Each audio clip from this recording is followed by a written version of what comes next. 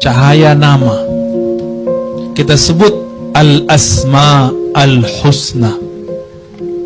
Maka siapa saja yang di dalam kolbunya menyimpan, menabung nama Allah Ta'ala, maka kolbunya bercahaya. Baik, Kang Amir. Assalamualaikum warahmatullahi wabarakatuh. Waalaikumsalam warahmatullahi wabarakatuh. Salatu wassalamu ala Sayyidina Muhammad wa ala alihi wa ashabihi wa baitihi wa dzurriyyatihi ajma'in. Teman-teman, sahabat-sahabat yang dimuliakan Allah, tentu kita yang sudah jadi orang tua atau yang bakal jadi orang tua sangat memerlukan kitab ini, ya, sangat memerlukan kajian-kajian parenting seperti ini. Dan dulu ilmu itu ada dalam kolbu para ulama, para wali-wali Allah, yang keluarnya pun itu diminta. Jadi ketika ada seorang murid datang kepada beliau, beliau kemudian menjelaskan sedikit demi sedikit, ya. Terakhir tentang ayyuhal walad ma lam ta'lam lam tajid ajab. Baik, mari kita mulai dengan baca bismillahirrahmanirrahim. Allahumma shalli ala nabiyyina. Ya. Imam Al-Ghazali sebelumnya menasihati muridnya supaya di-refresh, ya, bahwa ada seseorang datang ke beliau, sudah banyak baca kitab, sudah banyak baca buku, tapi kemudian dia merasa bingung, ini dia mau beramal dari mana. Maka Nabi SAW kemudian Imam Ghazali kemudian menukil hadis Nabi tentang alamatu iradillahi ta'ala anil abad. Ciri-ciri Allah sudah tidak melirik hamba adalah kesibukannya dengan hal-hal yang tidak bermanfaat. Jadi kadang kita ini sering ngata-ngatain anak, menyalahkan anak, kok kamu begini, kok kamu begitu. Tapi ternyata kita sendiri menyontohkan hal-hal yang tidak bermanfaat, ya. Lalu Imam Ghazali mengatakan an-nasihatu sahlatun wal muskil qabuluha. Nasihat itu gampang, yang susah itu menerimanya, ya. Kemudian beliau memulai dengan hal-hal yang praktis. La takun bil amal muflisan wala bil ahwali khalian. Jadi beliau mengajarkan anak yang bertanya ini, jangan hanya menjadi ilmuwan tanpa praktisi. Menjadilah seorang praktisi, menjadilah seorang yang mengamalkan ilmu. Itu sebabnya di Quran, dalam surat Al-Furqan misalnya, dan surat-surat yang lain, surah Al-Baqarah, ya, selalu kalimatnya diiringkan kata beriman dan kata beramal soleh. Di surah Al-Furqan misalnya, illa man taba wa amana wa amila shalihan. Kecuali orang yang bertaubat, yang beriman dan beramal saleh. Ya. Jadi ada sebuah keniscayaan bahwa orang yang percaya kepada Allah itu, yang beriman, dia pasti tidak hanya teoritis, tapi dia juga kemudian beramal saleh. Ya. Bahkan dikatakan dalam hadis bunyal Islam ala khams, Islam itu dibangun dalam 5 amalan. Lisan syahadat, lalu badan dengan sholat, lalu berzakat, berpuasa, haji, dan semuanya adalah amal, ya. Bukan hanya teorisasi, bukan hanya kata-kata. Lalu kemudian Imam Ghazali, nah ini yang akan kita masuk pada duha ini, hari Senin yang diberkahi ini, beliau mengatakan ayyuhal walad ma lam ta'mal lam tajid al-adra. Kenapa beliau berpesan seperti tadi? Karena ada sebuah rumus, ini boleh dijadikan sebuah mahfuzat, ya, kata-kata mutiara. Man lam ta'mal lam tajid al-ajr.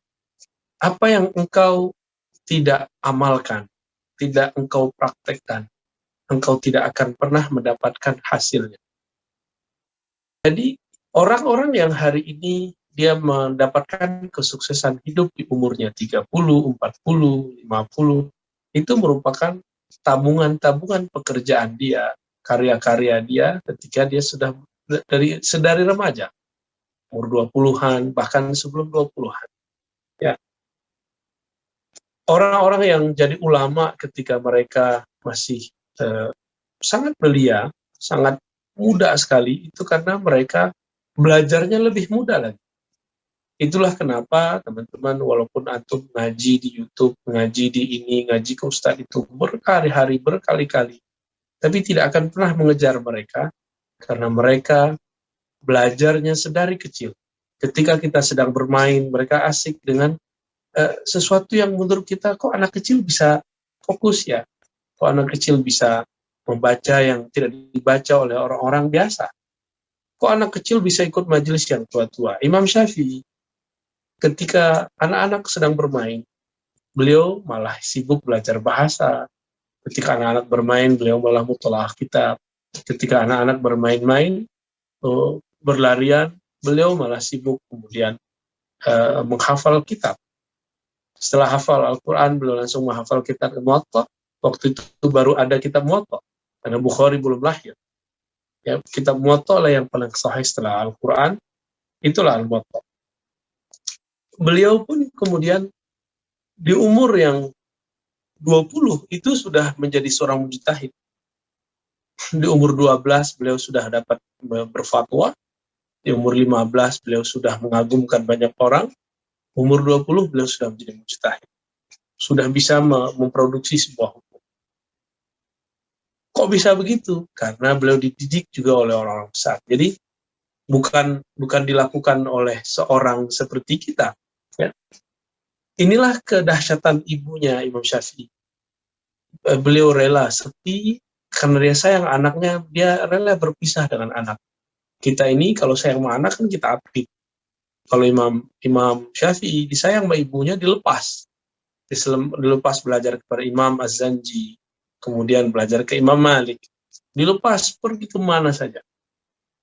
Walaupun dia seorang anak yatim, tapi dia berbeda dengan yatim-yatim yang lain. Mengalahkan anak-anak yang punya ayah dan ibu. Itulah menurut saya karamah Imam Syafi'i. Bukan berjalan di atas air, bukan tidak terbakar api, bukan terbang, bukan. Tapi beliau ketika orang-orang yang dulu pernah berjalan di atas air, yang pernah terbang, yang pernah tidak terbakar mati, ilmunya Imam Syafi'i tidak pernah. Baik. Lalu Imam Ghazali menyebutkan kisah Israiliyat. Ya. Kisah Israiliyat ini boleh dipakai dalam Sahih Bukhari, dikatakan hadithu an Bani Israil wala haraj. Kamu boleh cerita tentang Bani Israel, tidak masalah. Di sini beliau menyebutkan kisah seseorang min Bani Israel yang beribadah 70 tahun. Lalu Allah ingin ayajluwahu alal malaikah, mengenalkannya kepada para malaikat, lalu diutuslah seorang malaikat mengabarkan dia tentang satu hal. Apa itu? Allah ingin menitipkan satu kalam kepada dia lewat malaikat. Kata malaikat ini yang disampaikan kepada orang yang ibadah 70 tahun. Wahai hamba Allah, meskipun engkau sudah ibadah 70 tahun, engkau pun belum layak masuk surga. Ya. La yaliku bihi dukhulal jannah. La yaliku bihi dukhul jannah. Engkau belum juga layak masuk surga. Nah, coba lihat. Apa tanggapan orang yang sudah ibadah 70 tahun ini? Apa kata beliau? Saya enggak memperhatikan surga. Nahnu khuliqna lil ibadati fayanbaghi lana an na'budah. Kami ini tercipta untuk menjadi hamba Allah, untuk beribadah kepada Allah. Maka kami dicipta hanya untuk beribadah. Maka fayanbaghi lana an na'budah. Kami hanya menyembahnya. Kami tidak hiraukan surgakah atau apapun. Yang penting kami hidup mati dalam menyembah Allah Subhanahu wa taala. Malaikat kaget. Falamma raja'al malak qal, maka malaikat kemudian kembali kepada Allah dan mengatakan, ya Rabb, ilahi anta a'lamu bima qal. Tentu engkau lebih faham apa yang dia maksud. Ya. Lalu faqala Allah taala, idza huwa lam yu'rid an ibadatina fanahnu ma'al karami la nu'rid an. Jika si hamba dikatakan, kamu surga dengan amalmu ini, amalmu belum pantas membuat kamu surga, dia nggak ngambek. Kita belum berbuat apa-apa, beda dikit sudah ngambek. Ya. Ini beliau nggak ngambek. Apa kata Allah? Karena dia tidak kecewa, tidak putus asa, tidak tersinggungan, tidak baper, tidak sok-sok ahli. Ya. Nahnu ma'al karam la nu'rid an. Karena kemurahan kami, maka kami pun tidak berpaling dari. Ya. Ishhadu ya malaikati anni qad ghafartu lakum.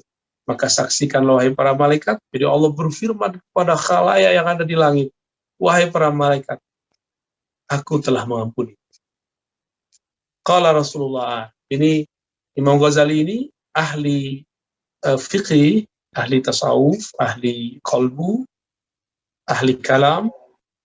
Beliau juga sebenarnya penghafal hadis, tapi bukan sebagai orang yang mengerti rijalul hadis.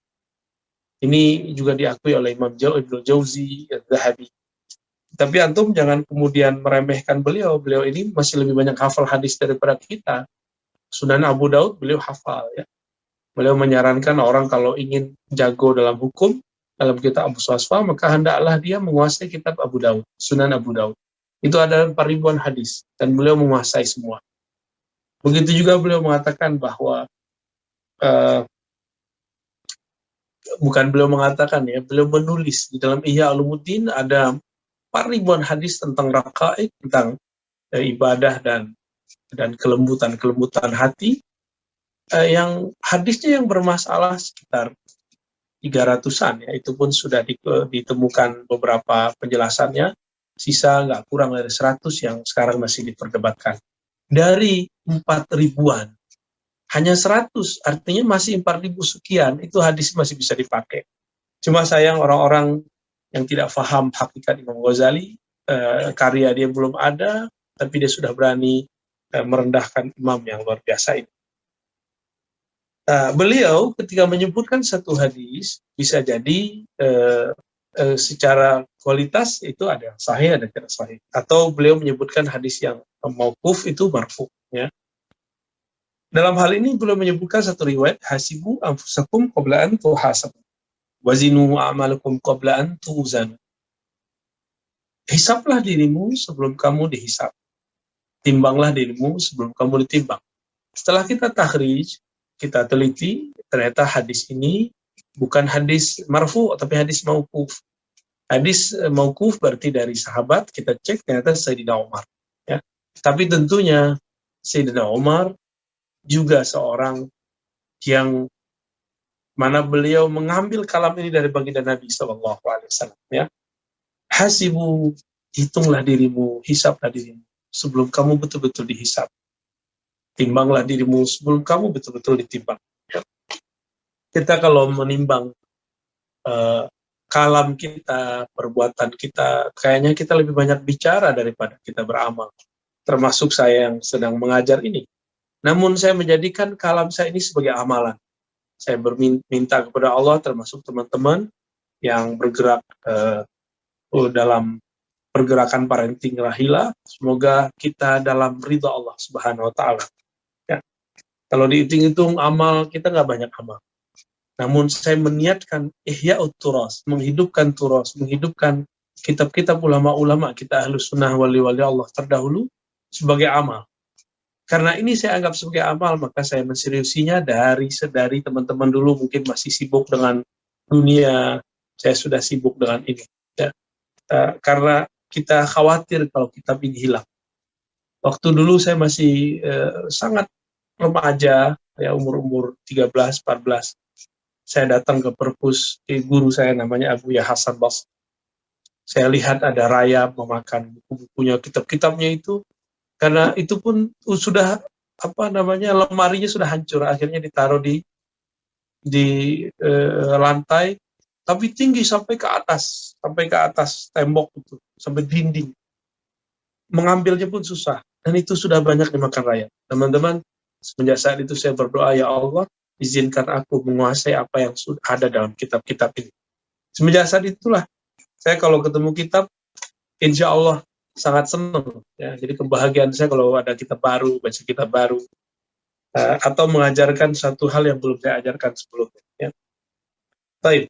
Waqala Ali, Sayyidina Ali.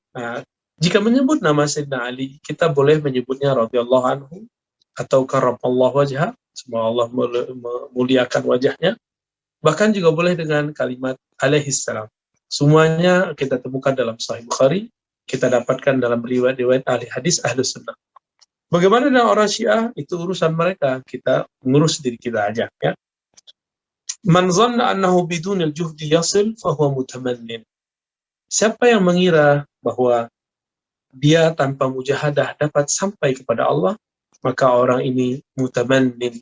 Orang ini adalah orang yang suka berangan-angan, suka mengkhayal. Ya. Jadi kalau orang mengira, ya Allah, saya pengen mengerti agama Islam, saya pengen mengerti akidah Ahlussunnah, tapi dia tidak pernah rihlah kepada guru yang mengerti Ahlussunnah. Dia tidak pernah mau mendengar sejenak. Maka orang-orang ini mutaman, ya, ingin merasakan kedahsyatan kolbu, zikir kolbu, tapi dia tidak pernah mendatangi mursyid yang punya sanad bersambung kepada kolbu Nabi SAW. Orang ini juga mutaman.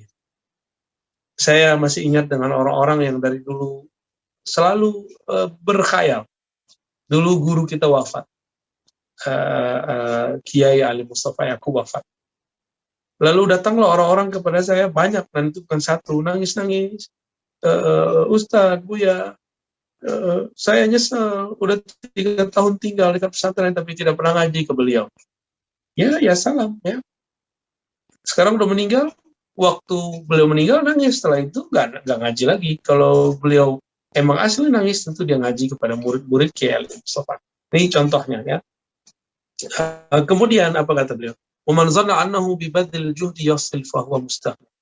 Siapa yang mengira dia jika serius berjuang bermujahadah itu bisa sampai, maka orang mustaqni. Orang ini orang yang akan mendapatkan kecukupan, ya. Artinya sukses. Wa qala Al-Hasan, Sayyidina Ali punya murid namanya Al-Hasan Al-Basri. Al-Hasan Al-Basri ini wafat sekitar tahun 110 Hijriah. Beliau gelari dengan Sayyiduz Zahidin. Sayyidnya para zahid, yang kalam-kalamnya sampai hari ini dikenal dengan kalam-kalam yang menyentuh hati, yang sangat menggetarkan jiwa. Apa kata beliau? Talabul jannati bila amalin dzambun minaz dzunub. Jadi kalau bagi Imam Hasan Al-Basri, orang meminta surga tapi nggak beramal itu dosa. Karena angan-angan itu dosa. Jadi talabul jannah, meminta masuk surga, tapi dia tidak melakukan amal yang bisa menghantarkan dia ke surga. Maka orang-orang ini disebut oleh Imam Hasan Al-Basri rahmatullah alaih, orang-orang yang yartakibuz dzunub, dia melakukan dosa, ya. Sama nih teman-teman, mau ngerti agama, mau bisa apa gitu, tapi tidak tahu caranya. Akhirnya yang dapat adalah kita mendapatkan dzunub, dosa, ya. Alamatul haqiqah tarku mulahazatil amal la tarkal amal. Kata beliau lagi, orang-orang yang sudah sampai kepada hakikat ilmu, dia saat beramal tidak memandang amalnya. Tapi bukan tidak beramal. Jadi bedakan, tidak beramal beda dengan tidak memandang amal. Tidak merasa beramal beda dengan tidak beramal. Beramal di sini artinya teman-teman bekerja, berbuat. Amal dalam bahasa Arab itu artinya praktek ilmu. Praktek ilmu kita sebut amal. Orang-orang beriman tidak boleh merasa dirinya banyak amal. Tapi bukan berarti dia tidak beramal. Gitu. Baginda Nabi SAW, beliau banyak amal, tapi beliau tidak merasa banyak amal. Baik, ya. Ini ayyuhal walad 1, 2, 3, 4 atau 5, coba lihat, ya. Yang kelima ini, ya, bagi yang lagi mencari-cari juga. Yang kelima, kita sudah sampai di ujungnya, di ujung yang kelima. Nabi SAW dinukil oleh Imam Ghazali menyebutkan hadis. Setelah kita takhrij, ini hadis ada di Tirmizi. Nabi bercerita tentang hadis yang sudah masyhur. Apakah kriteria orang-orang yang cerdas? Clever man, gitu, orang-orang yang cerdas itu, rajulun dzaki, orang yang sangat cerdas itu apa kriterianya? Disebutkan di sini al-kaisu man dana nafsa. Orang-orang yang kais, yang cerdas itu yang dana nafsa. Dana dalam bahasa Arab dari dana, ya, berarti dia masuk ke dalam dirinya. Orang-orang yang mencoba untuk menghisap dirinya, itu mandana nafsa. Ya, orang-orang yang mencoba untuk menghisap-hisap diri. Wa amila lima ba'dal maut, dan beramal terhadap suatu masa ba'dal maut, yang ada setelah mati. Jadi kita beramal itu bukan untuk sekedar husnul khotimah saja, tapi kita beramal apa yang akan terjadi setelah mati. Agar mudah dihisab, agar mudah ditanya oleh malaikat, agar mudah dibangkitkan, dan selanjutnya. Teman-teman yang melakukan Allah, Imam Al-Ghazali sangat suka dengan hadis ini, dan beliau mengukil di banyak-banyak tempat tentang hadis ini. Al-Kaisu, orang cerdas itu bukan orang bergelar doktor, bukan bergelar syekh, bukan bergelar kiai, buya saja, tapi orang yang cerdas itu orang yang masuk ke dalam dirinya, dia kemudian melihat aibnya lebih banyak daripada aib orang lain, yang melihat kekurangannya lebih banyak dari orang lain. Tapi kapan dia kemudian merasa percaya diri? Jika dia memandang rahmat Allah dalam dirinya. Ya. Wal ahmaq, nah, sebaiknya, ini tambahan di riwayat lain, wal ahmaq man ittaba'a hawa wa tamanna 'ala Allah ta'ala al-amaniyah.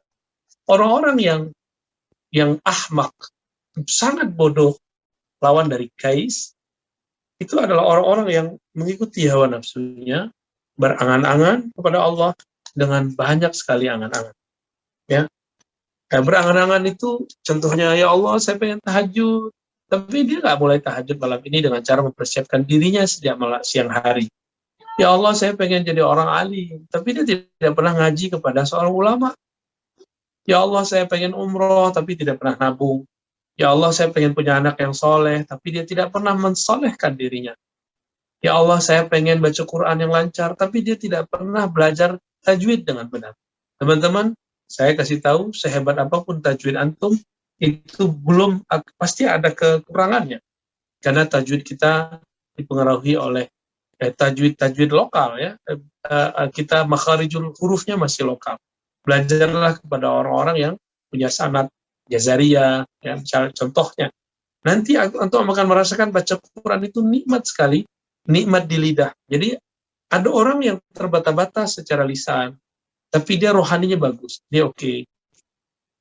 Ada orang yang secara batin belum oke, tapi ketika dia baca, itu akan mengkondisikan batinnya. Jadi ternyata salah satu mukjizat besar Allah Ta'ala itu ada pada titik-titik makharijul huruf.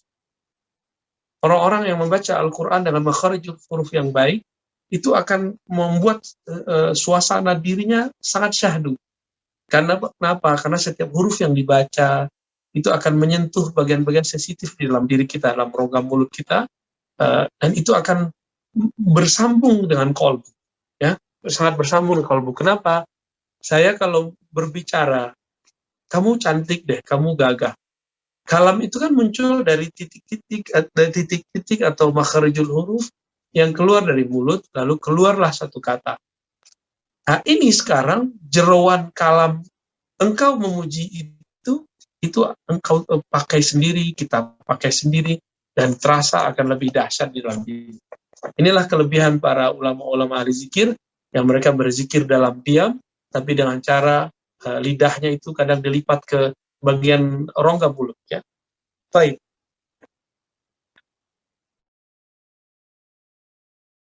Kalau orang tua kita sudah wafat, walaupun tidak meninggalkan warisan, kitalah warisan mereka. Bersedekahlah atas nama orang tua, berwakaflah atas nama ayahanda dan ibunda.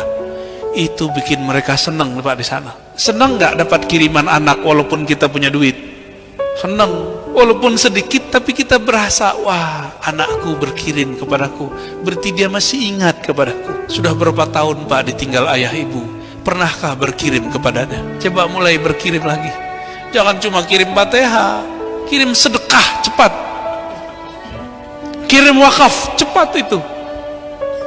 Jangan tunggu mati dulu, tanah-tanah yang nganggur wakafin, itu cepat nyampainya. Kalau Fatihah tanya dulu ikhlas apa enggak, ya. Kalau sedekah langsung Allah taruh antara kita dengan azab itu dipisah. ittaqun nar walau bisyikki tamrah.